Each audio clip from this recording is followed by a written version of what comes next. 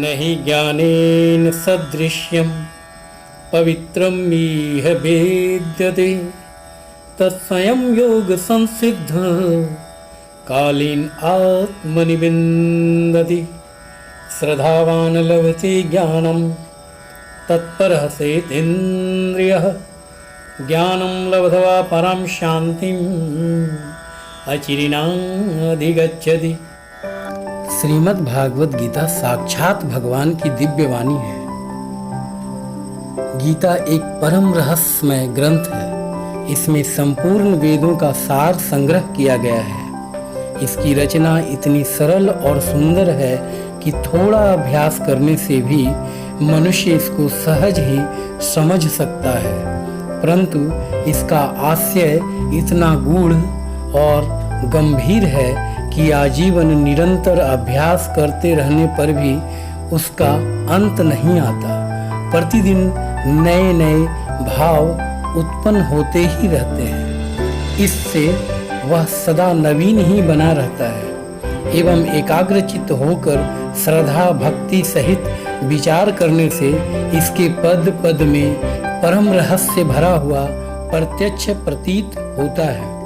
भगवान के गुण, प्रभाव, स्वरूप, तत्व, रहस्य और उपासना तथा कर्म एवं ज्ञान का वर्णन जिस प्रकार इस गीता शास्त्र में किया गया है, वैसा अन्य ग्रंथों में एक साथ मिलना कठिन है। भगवत गीता एक ऐसा अनुपमेय शास्त्र है जिसका एक भी शब्द सदुपदेश से खाली नहीं है। गीता में एक भी शब्द ऐसा नहीं है जो रोचक कहा जा सके। इसमें जितनी बातें कही गई हैं वे सभी यथार्थ है। सत्य स्वरूप भगवान की वाणी में रोचकता की कल्पना करना उसका निरादर करना है। गीता सर्वशास्त्रमयी है। गीता में सारे शास्त्रों का सार भरा हुआ है।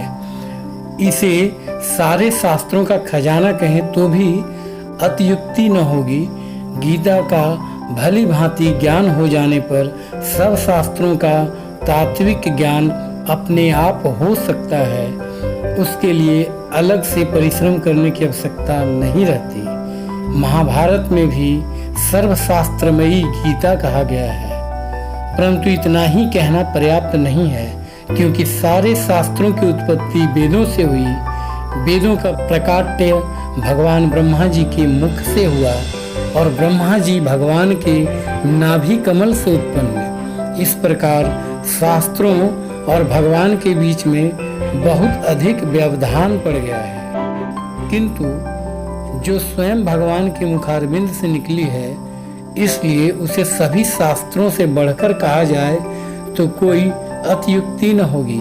स्वयं भगवान वेद व्यास ने कहा है, गीता सुगीता कर्तव्या किन्मय शास्त्र विस्तर या स्वयं पदनाभस्य मुख पदादिनी श्रिता।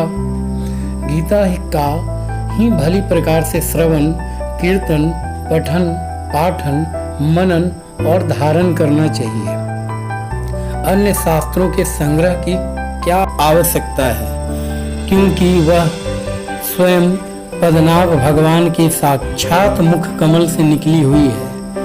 इस श्लोक में पद्मनाभ शब्द का प्रयोग करके महाभारतकार ने यही बात व्यक्त की है।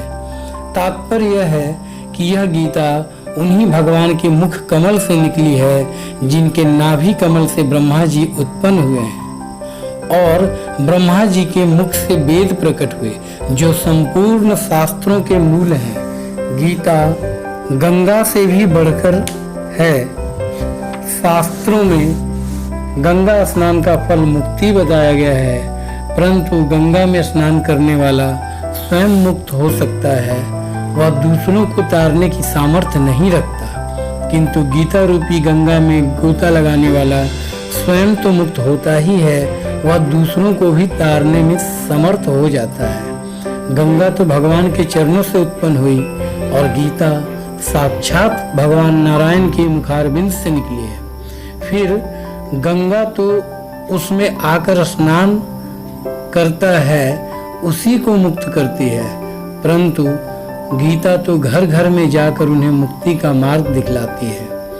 इन्हीं सब कारणों से गीता को गंगा से बढ़कर कहते हैं। गीता गायत्री से भी बढ़कर है। गायत्री जब से मनुष्य की मुक्ति होती है यह बात तो ठीक है, किंतु गायत्री जप करने वाला भी स्वयं ही मुक्त होता है, पर गीता का अभ्यास करने वाला तो तरन और तारण बन जाता है। जब मुक्ति के दाता स्वयं भगवान ही उसके हो जाते हैं तब मुक्ति की तो बात ही क्या है।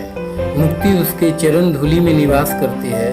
मुक्ति का तो वह सत्र खोल देता है। गीता को हम स्वयं भगवान से भी बढ़कर कहें तो कोई अतियुक्ति न होगी। भगवान ने स्वयं कहा है, मैं गीता के आश्रय में रहता हूँ, गीता मेरा श्रेष्ठ घर है। गीता के ज्ञान का सहारा लेकर ही मैं तीनों लोकों का पालन करता हूँ। इसके सिवा गीता में ही भगवान मुक्त कंठ से यह घोषणा करते हैं कि जो कोई मेरी इस गीता रूपी आज्ञा का पालन करेगा वह निसंदेह मुक्त हो जाएगा। यही नहीं, भगवान कहते हैं कि जो कोई इसका अध्ययन भी करेगा उसके द्वारा मैं ज्ञान यज्ञ से पूजित होऊंगा। जब गीता के अध्ययन मात्र का इतना महात्म्य है तब तो मनुष्य उसके उपदेशों के अनुसार अपना जीवन बना लेता है और उसका रहस्य भक्तों को धारण कराता है और उनमें उसका विस्तार एवं प्रचार करता है। उसकी तो बात ही क्या है। इसके लिए तो भगवान कहते हैं कि वह मुझको अतिशय प्रिय है। वह भगवान के प्राणों से भी बढ़कर प्यारा होता है। यह भी कहा जाए तो कुछ अनुचित न होगा। भगवान अपने ऐसे भक्तों के अधीन बन जाते हैं। अच्छे पुरुषों में भी यह देखा जाता है कि उनके सिद्धांतों का पालन करने वाला जितना उन्हें प्रिय होता है उतने प्यारे उन्हें अपने प्राण भी नहीं होते। गीता भगवान का प्रधान रहस्यमय आदेश है। ऐसी दशा में उसका पालन करने वाला उन्हें प्राणों से भी बढ़कर प्रिय हो, इसमें आश्चर्य ही क्या है। गीता भगवान का श्वास है, हृदय है और भगवान की बांगमयी मूर्ति है, जिसके हृदय में, वाणी में, शरीर में तथा समस्त इंद्रियों एवं उनकी क्रियाओं में गीता रम गई है। वह पुरुष साक्षात गीता की मूर्ति है। उसके दर्शन, स्पर्श, भाषण एवं चिंतन से भी दूसरे मनुष्य परम पवित्र बन जाते हैं। फिर उसके आज्ञा पालन एवं अनुकरण करने वालों की तो बात ही क्या है। वास्तव में गीता के समान संसार में यज्ञ, दान, तप, तीर्थ, व्रत, संयम, उपवास आदि कुछ भी नहीं है। गीता साक्षात भगवान श्री कृष्ण के मुखारविंद से निकली हुई वाणी है। इसके संकलनकर्ता श्री व्यास जी हैं। भगवान श्री कृष्ण ने अपने उपदेश का कितना ही अंश तो पदों में ही कहा था, जिसे व्यास जी ने ज्यों का त्यों रख दिया। कुछ अंश जो उन्होंने गद्य में कहा था उसे व्यास जी ने स्वयं श्लोकबद्ध कर लिया। साथ ही अर्जुन, संजय एवं धृतराष्ट्र के वचनों को अपनी भाषा में श्लोकबद्ध कर लिया। इस 700 श्लोकों के पूरे ग्रंथ को 18 अध्यायों में विभक्त करके महाभारत के अंदर मिला लिया, जो आज हमें इस रूप में उपलब्ध है। हरि ओम तत्सत, हरि ओम तत्सत, हरि ओम तत्सत।